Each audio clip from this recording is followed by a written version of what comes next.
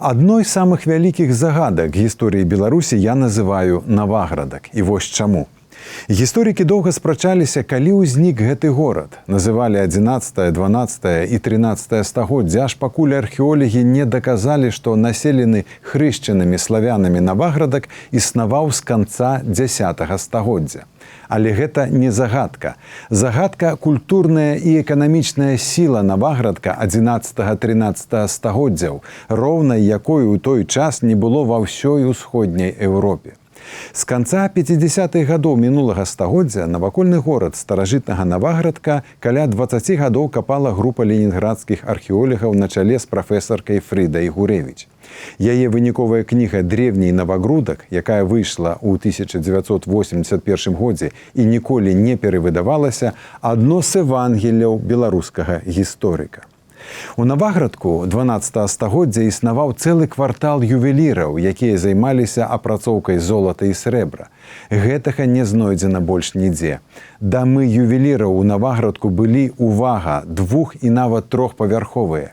Першыя паверхі былі мураваныя з вапняных плітаў і гліны, другія – драўляныя. Прывітанне Менску 19-20 стагоддзяў. Але нават і драўляныя паверхі ўнутры былі тынкаваныя і пакрытыя насценнымі каляровымі фрэскамі. Гісторыкі знайшлі нешта падобнае ў княскім палацы Чарнігава, а тут жа дамы рамеснікаў. Гурэвіч называе наваградскія фрэскі унікальнай з'явай. Дамы ў Наваградку ўжо ў 11-12 стагоддзях мелі зашклёныя вокны. Гэта таксама унікальна. Расійскія гісторыкі пішуць, што і праз 400 гадоў у 17 стагоддзі ў Расіі нават у царскім палацы шкла не было. Яго замяняла слюда. Каля кожнага з 2 дзясяткаў раскапаных дамоў ювелірнага кварталу была знойдзена ювелірная печка.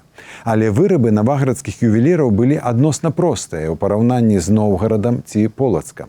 Яны прызначаліся не эліце, але народу, што гаворыць пра развіты гандаль. Горад узнікае тады, калі пачынае абменьвацца з вёскай прамысловымі вырабамі. Раннія рамесніцкія цэхі ў Еўропе былі замкнутымі карпарацыямі. Іх характарызавала наяўнасць сумеснага пасялення ў горадзе, сваёй адміністрацыі і юрысдыкцыі, вайсковай арганізацыі для абароны, сумесных вячэраў у пэўную пару году і патранальнай царквы.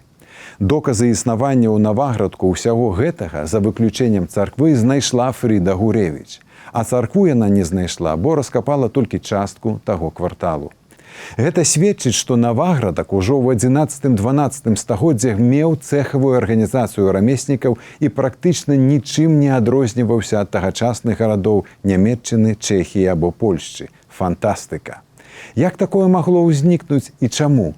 Гісторыя пакуль маўчыць. Толькі ўспамінаецца Мікола Ермаловіч, які сцвярджаў, што менавіта Наваградак пераняў ад Полацка ролю збіральніка навакольных славянскіх і балцкіх земляў і стаў у 13 стагоддзі на чале шматэтнічнага Вялікага княства Літоўскага з моцнай протабеларускай асновай. Вы глядзелі YouTube-канал «Свабода Прэміум». З вами быў Сергей Абламейка. Калі вам спадабалася гэтае відэа, стаўце лайкі, пішыце каментары і пытанні. Я з задавальненнем на іх адкажу. Калі вы яшчэ на нас не падпісаныя, то зрабіце гэта як мага хутчэй, каб не прапусціць нашы наступныя відэа.